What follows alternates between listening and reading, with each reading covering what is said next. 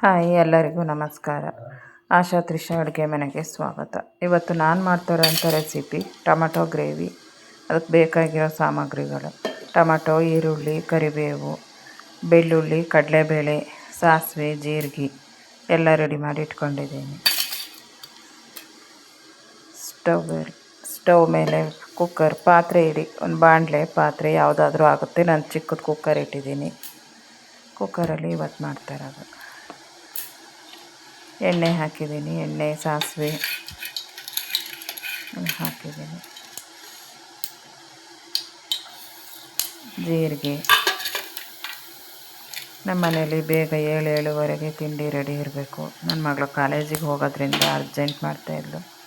ಅದರಿಂದ ಅರ್ಜೆಂಟಾಗಿ ಬೇಗ ಆಗೋವಂಥ ಗ್ರೇವಿ ಅದಕ್ಕೆ ಮಾಡ್ತಾಯಿದ್ದೀನಿ. ರೊಟ್ಟಿ, ದೋಸೆ, ಇಡ್ಲಿ, ಚಪಾತಿ ಎಲ್ಲದಕ್ಕೂ ಆಗುತ್ತೆ. ಬೇಗ ಮಾಡೋ ಈಸಿ, ಸುಲಭವಾಗಿರೋಂಥ ಗ್ರೇವಿ. ಬಿಸಿ ಅನ್ನದ ಜೊತೆಗೂ ತುಂಬ ಚೆನ್ನಾಗಿರುತ್ತೆ. ತುಪ್ಪ ಹಾಕೊಂಡು ತಿಂದರೆ ಚೆನ್ನಾಗಿರುತ್ತೆ. ಕಡಲೆಬೇಳೆ ಆದಮೇಲೆ ಬೆಳ್ಳುಳ್ಳಿ,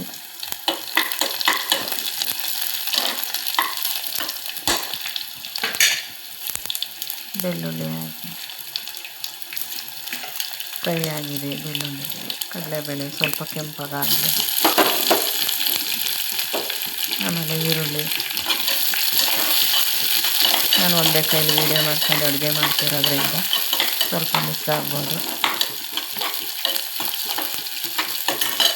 ನಾನು ಇಡ್ಲಿ ಜೊತೆಗೆ ಪಲ್ಯ ಮಾಡಬೇಕು ಅಂತ ರೆಡಿ ಮಾಡ್ಕೊಂಡಿದ್ದೆ.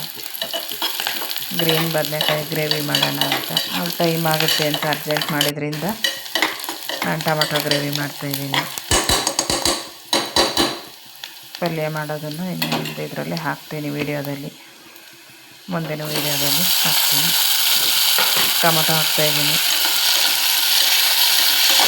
ಟೊಮೆಟೊ ಹಾಕಿ ಎಣ್ಣೆ ಸ್ವಲ್ಪ ಫ್ರೈ ಆಗಲಿ. ಮೀಡಿಯಮ್ ಉರಿ ಕೊಡಿ. ಸ್ವಲ್ಪ ಉಪ್ಪು ಹಾಕಿ 1-2 ನಿಮಿಷ ಮುಚ್ಚಿಟ್ರೆ ಬೇಗ ಬೇಯುತ್ತೆ. ಟೊಮೆಟೊ ಸ್ವಲ್ಪ ಸ್ಮ್ಯಾಶ್ ಆಗಬೇಕು.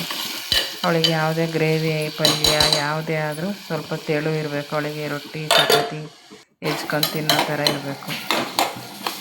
ಅದಕ್ಕೆ ಸ್ವಲ್ಪ ನೀರು ಹಾಕಿ ತೆಳುಗೆ ಮಾಡ್ಕೊಡ್ತೀನಿ ನಾನು.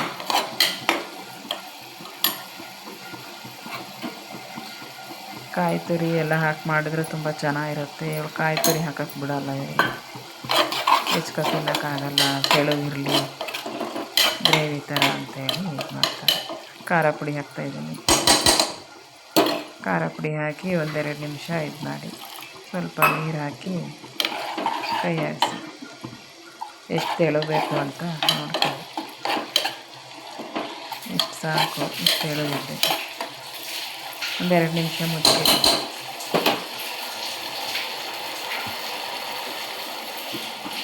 ಸ್ವಲ್ಪ ಕುದಿ ಬಂದಿದೆ.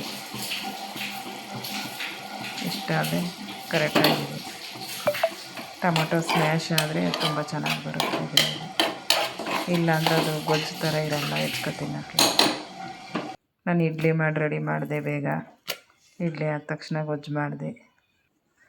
ಈ ಗೊಜ್ಜು ಕರೆಕ್ಟಾಗಿ ಬಂದಿದೆ. ನಮ್ಮ ಚಾನಲನ್ನು